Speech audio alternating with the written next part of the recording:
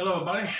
Welcome back to Tin Man Score Channel. I'm your host, Jeffrey Tin Man Taylor, and today I'm reacting to three more Midnight Terrors videos for you guys. And the first one that I'll be reacting to first is three most disturbing true retail horror stories. So, without further ado, I'm going to turn these lights off, move the camera up here for you guys, and let's get this reaction on the road and in the bag. Okay, here we go. I was 19 when this happened, working at a craft store, and just trying to make some money while juggling life. I'm about 5'5", athletic build from playing soccer and volleyball, and people tell me I'm pretty, though I think I'm more on the decent-looking side. The thing is, I've got this wonderful little thing called anxiety, which basically means when I get uncomfortable, I tend to freeze up instead of reacting like a normal person. Super helpful, right? Anyway, here's the story. At the time, I worked the super early shift, 4 a.m. to noon, stocking shelves. The store mostly had two types of customers: elderly ladies looking for sewing supplies, and kids scrambling to put together last-minute school projects. It was only my second day on the job when I first heard him. His voice carried from a few aisles over, way too loud for the quiet store. He was chatting up one of my coworkers, Samantha, and saying her name in almost every sentence. So, Samantha, tell me, Samantha. What do you think, Samantha? You get the idea. I figured he was just a regular customer who liked to talk a little too much. I kept my head down, focusing on the buttons I was stocking, and heard him say goodbye before walking toward the front. Oh, I know that would be annoying because person is there trying to work, and then somebody has to come in there and keep calling out their name multiple times. I mean, that would annoy me and be like, what? Can you see I'm trying to work? But in a polite way, of course. Sounds like we got a person that just don't want to leave people alone. As he passed by my aisle, I caught a glimpse of him. A short, round-bellied man with shoulder-length white hair, probably in his late 50s or early 60s. He glanced down my aisle but didn't stop, though I noticed him walk back and forth a few more times, like he was looking for something.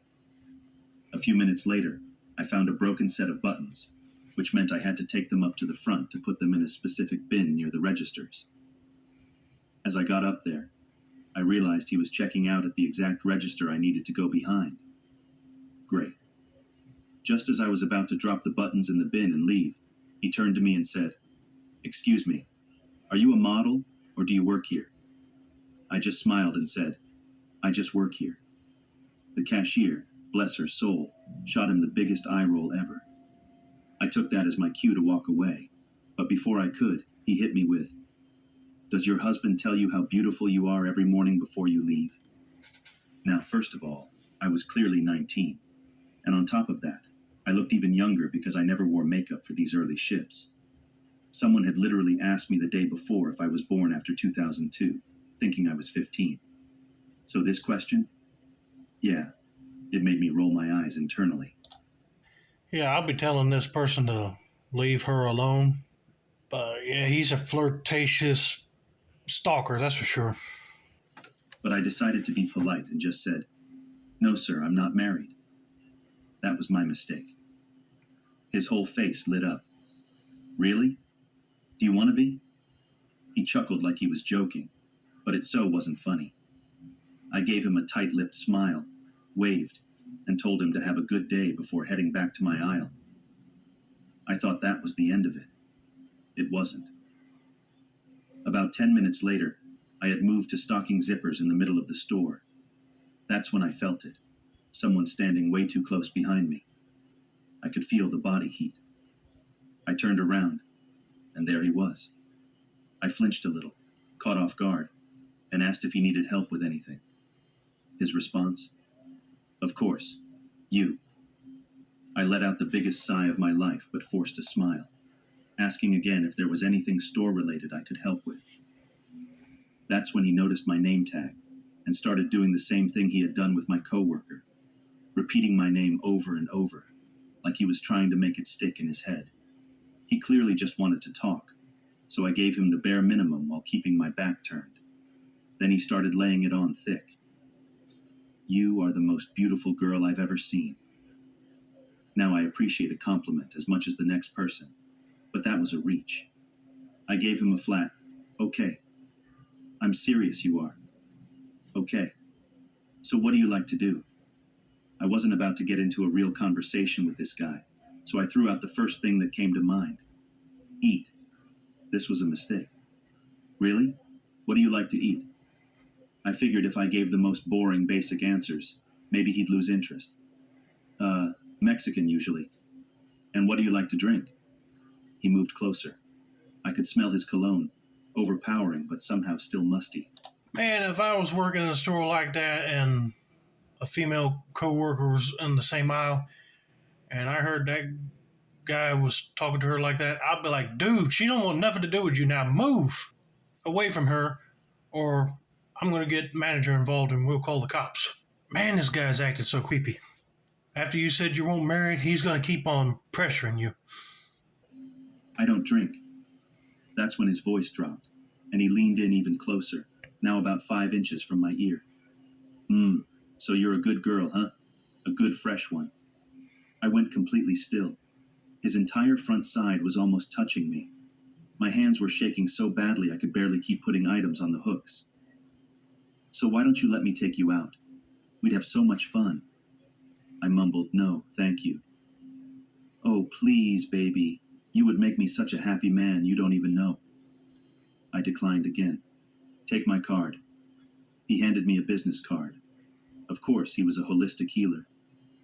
Please call me, baby. You're so beautiful. I can't wait to hear your voice over the phone. I declined again. What can I do to make you mine? Please, anything. I can hardly hold myself back. His breathing got heavier. I felt frozen. My anxiety was so high my brain completely shut down. I tried to redirect him by asking if there was anything he needed help with in the store, and he finally asked about installing a zipper. I explained it as fast as I could. Then he smirked. So this is the start of you bossing me around, huh? Telling me what to do. You like to be in control? I want you to tell me what to do. At this point, my heart was pounding so hard I could barely hear anything else. He was right on me, and I had never felt so disgusted and trapped in my life. I had no words left. I just stood there, silent, hoping he'd get bored and leave. Where's her other co-workers at? I mean, if they're in the store with her, they might be able to hear him talking to her. I mean, all she got to do is like yell something out and then they can go check on her and get that guy away from her. After a few more attempts at conversation with no response from me, he finally backed off. But before leaving, he leaned in one last time and said, "Don't think I'll forget where you are. I live close. I won't forget. I'm coming back for you." I never saw him again, but for weeks I was terrified. Well, thank God he did not come back. But I would consider that as a threat. She needs to go to the manager's office and tell him or her that guy that walked in the store that was talking to her was acting all creepy and he just gave a threat saying he knows where she's at and he will keep coming back for her. Then you can get like a restraining order. But I'm glad that she didn't see him anymore. She's all right now. So let's get on to the next story.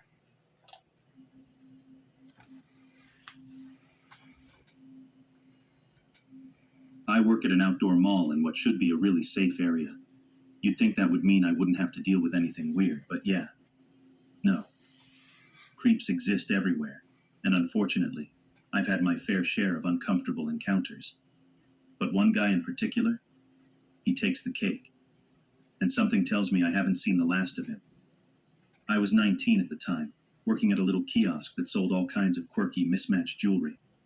Most of the customers were teens, young adults, and the occasional older shopper looking for a gift. But every so often, this one man would show up. He was impossible to miss. Same worn-out leather jacket, deep wrinkles around his eyes, one front tooth shorter than the other, and this slow, slouched way of walking. At first, he seemed harmless. Just a guy who spent way too much time looking at the display, but never actually buying anything. Like with all customers, I'd greet him with a simple, "Hey, can I help you find anything?" And every single time, he'd flash this weird little smile and say, Just looking, darling. It was whatever at first. I mean, I figured he was just one of those lonely older guys who liked to chat. Yeah, I wouldn't see nothing wrong with that if he said he's just looking, but I would still keep my eye on him and not make it look obvious, you know. But recently, his visits had started feeling different. I usually worked the night shift, which made things even more uncomfortable. My kiosk was stuck between two empty ones at the back of the mall, which meant I was pretty isolated. There were other shoppers and a few workers around, but no one really close by. The only two stores in my direct line of sight were a Macy's and a Reebok. The one person I did feel safe around was Linda, the mall security guard. She'd stop by every half hour or so, chat for a bit, and then continue her rounds. She was honestly one of the few friends I had at work. One night, I was sitting at the kiosk, bored out of my mind. Linda had already come and gone, and I was debating whether to scroll Reddit again, or finally start another episode of Terrace House, when I heard footsteps approaching. I looked up, and there he was, standing just outside the kiosk, staring at me. He wasn't even pretending to browse yet, just watching. I gave him a little wave, trying to act normal, but the way he smiled back made my skin crawl. Thankfully, a customer walked up at that exact moment, and I immediately threw myself into helping them, happy for the distraction. After they left, I glanced back over. He was still watching, and now he was walking toward me. "Evening, darling," he said with this weird little bow. "Good evening," I replied, keeping my voice polite but clipped. As usual, he pretended to check out the jewelry, but instead of moving around the kiosk like normal, he stayed right near the register. He even walked behind my chair at one point, staying in my line of sight the entire time. Then, out of nowhere, he started asking me personal questions. "So, darling, do you have a boyfriend?" I actually laughed a little at that because, well, I'd been single for over a year. I shrugged and said, "Nope, but there's a checkout girl at my grocery store I think is pretty cute." He tilted his head. "I see." Then he asked, "Got any plans after work?" At this point, I was getting that uneasy feeling again. I told him, "Yeah, actually, I'm heading to a party." And that's when he asked, "You gonna hook up with any boys?" I swear my jaw almost hit the floor. Excuse me? What kind of question was that? Whether I was or wasn't had nothing to do with him. Exactly. You see, this is why you should not say single while talking to a stranger. If they ask, just say yeah, and then, they'll probably skip the whole conversation altogether. But this guy don't need to know where she goes and does. That's her business. I just gave him a flat no. He nodded slightly, then muttered, "Good. You're too pretty for those little boys anyway." Then, before I even had time to react to that, he stepped forward like he was about to hug me. That was when Linda appeared. "Sir," she said, voice sharp as a knife, "if you're not buying anything, I suggest you go loiter somewhere else." He stiffened, clearly not expecting her to show up. Linda was a big, intimidating woman, and she wasn't playing around. Without another word, he turned and walked off. As soon as he was gone, she turned to me. "You okay, honey?" I just shrugged. "He's always here." She sighed, shaking her head. "Let me and Russ walk you to your car after your shift, okay?" I nodded, relieved that she had offered without me even having to ask. The rest of my shift was fine. Just me, a handful of customers, and a growing feeling of unease I couldn't shake. Well, thank God for Linda, because if she didn't walk over there, he probably would have made a scene with her trying to grab her. But sure enough, at exactly 10 p.m., Linda and her boyfriend Russ were there, waiting by my kiosk. They stood with me while I packed up, then walked me to my little Prius, making sure I got in safely. I waved at them as I pulled away, grateful beyond words. But the night wasn't over yet. On my way to the party, I stopped at a gas station to fill up.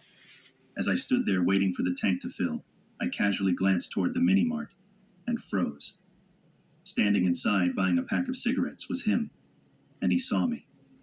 He smiled, raised his hand in a little wave. Oh, dadgummit. If you saw him, you should have stuck your head down near the gas pump just so he wouldn't see you. Oh man, at this point I'd be like praying for the gas to hurry up and flow into the tank, put the nozzle back into the pump, and then close the gas cap and get out of there. Then held up one finger, like he was asking me to wait. Nope, absolutely not. I yanked the fuel hose out, practically jumped into my car, and sped off. I didn't stop for miles, taking random detours just to make sure he wasn't following me. By the time I finally got to the party, I was 30 minutes late, but at least I felt safe. That was a few nights ago. I haven't seen him again until today.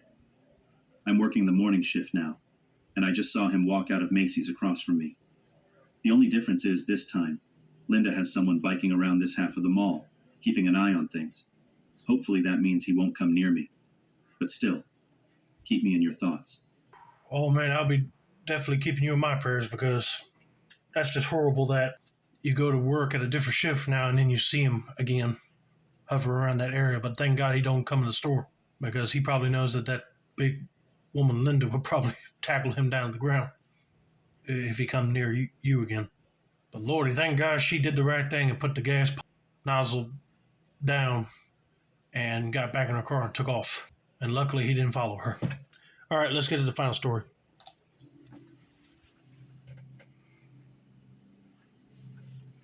I'm about 5'11", a little on the chubby side, but not exactly the type to get pushed around. I've got red hair with streaks of green teal, and on this particular day, I didn't have time for a full face of makeup, so I just threw on some eyeliner. I also have what people like to call a baby face, which is probably why people tend to think I'm younger than I actually am.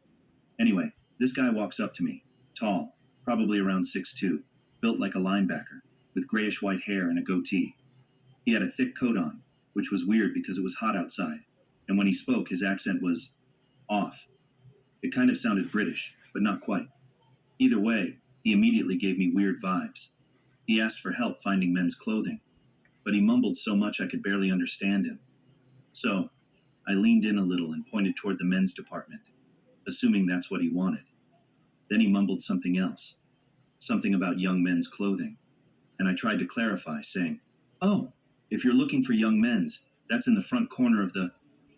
Before I could even finish, he snapped. "What? Do I look like a young man to you? What? What are you, like 15? Then, right after that outburst, his eyes scanned me. Not like a normal once-over. No, this was something else. And just like that, he went right back to mumbling. This time, about my hair. I couldn't tell if he was talking to me or just thinking out loud. I'd be like, what in the world is your problem, dude? I didn't even say you were a young man. No, she was just trying to help him out. She thought he said young man's clothing, but something tells me that this guy is mentally insane. Then, out of nowhere, he clearly said, "I need to use the restroom, but when I get back, I want you to help me find a dress shirt, one that matches your hair." I let out one of those nervous fake laughs, nodded, and as soon as he turned away, I bolted to the other side of the store. I wanted to avoid him at all costs, but of course a couple asked for help, and, lucky me, they needed something right near where he was waiting. While I was helping them, I saw that one of my coworkers had talked to him for a second, but she said he told her he didn't need help. He was just standing there. I tried to ignore it, but as I walked past, he suddenly snapped at me again. His voice wasn't exactly loud, but it had this angry edge to it, like he was barely holding something back. He asked why I was ignoring him when I had agreed to help him. And that was when I really noticed his size, how he shifted slightly, stepping toward me. Every instinct in my body told me I was in danger. I kept my voice steady, telling him I wasn't ignoring him, just helping someone else. Then, since I had no choice, I turned my full attention to him. He said he had already looked at the shirts and didn't see what he wanted. Then, he asked something that made every alarm bell in my head start blaring. "Will you walk me to the front doors?" Instant panic. I wasn't about to walk outside with him. Who knew if he had a car waiting? If he grabbed me, who would stop him? But my manager was up front near the jewelry counter, so I told myself that if I walked him there instead, I'd be close enough to get help if I needed it. As we walked, I noticed something super uncomfortable. He kept trying to walk next to me. The aisles were small, so the only way he could do that was if we brushed up against each other. So I kept weaving between fixtures, trying to keep my distance. That's when he laughed. He mumbled something about how it was funny that we were weaving through bras. Yeah, super hilarious. Then he started asking personal questions. Why I dyed my hair. How old I thought he was. When I didn't answer, he asked again. Then for some reason, he asked for my middle name. I froze. He stared at me, and something about the way he looked at me made my skin crawl. I panicked and told him my real middle name, something I immediately regretted. You should have gave him a fake middle name. He repeated my full name, first and middle, out loud. Hearing my mom say it when she's mad is one thing. Hearing him say it? Pure terror. We finally got to the front of the store, and before I could make an excuse to leave, he asked me to take off my glasses. I hesitated but slid them down for half a second before pushing them back up. I was so scared to say no. Every part of me was screaming that he wanted control over the situation, and if I refused, he'd escalate. Then he said, "Ah, yes, your eyes are as beautiful as I thought they'd be." What? Just a minute ago, he was calling me 15. Then came the absolute worst part. He looked me right in the eyes and asked, "Do you know why I wanted you to walk me up here?" I played dumb. No. And then he giggled. Grown men giggling. Horrifying. He said, "I just wanted to spend a little more time with you." I wanted to run. And then, in the creepiest voice yet, he added, "Sometimes the Lord just brings people together." At the same time, he reached into his coat. I stopped breathing. He was still gripping something inside. And then, just as quickly, he added, "And sometimes he takes them away." That was it. That was the moment I thought I was going to die. After what felt like an eternity, he let go of whatever was in his coat, pulled his hand out and looked at me. Then he said, "And now I'm going to leave, and probably never see you again." I stood there, frozen, until he suddenly snapped his head back around and said, "But if I do come back, don't call security on me." As soon as he turned to leave, I ran straight to the loss prevention office and refused to come out until they confirmed he was gone. My legs felt like jelly, but I kept moving like my life depended on it. I stayed hidden for about 30 minutes before finishing my shift, and when it was time to leave, I waited for someone to walk out with me. Turns out he had creeped out another employee by the registers, and she swore he was drunk. I still work at that store, and I haven't seen him since, and I pray I never do. That concluded what I was thinking about this guy. Since she said the other employee said that he looked like he was drunk, that was probably why he was acting all crazy. And he said don't call security on him. I would, just to get him away from that store. Thank God she's alright. That's going to be it for now. Don't forget to like, subscribe, turn on post notifications for more Midnight Terrors videos. This has been another successful installment of the Tin Man's Quarter channel. I'm your host, Jeffrey Tin Man Taylor, with a nice ass rap, and have a nice day, y'all. And have a good weekend.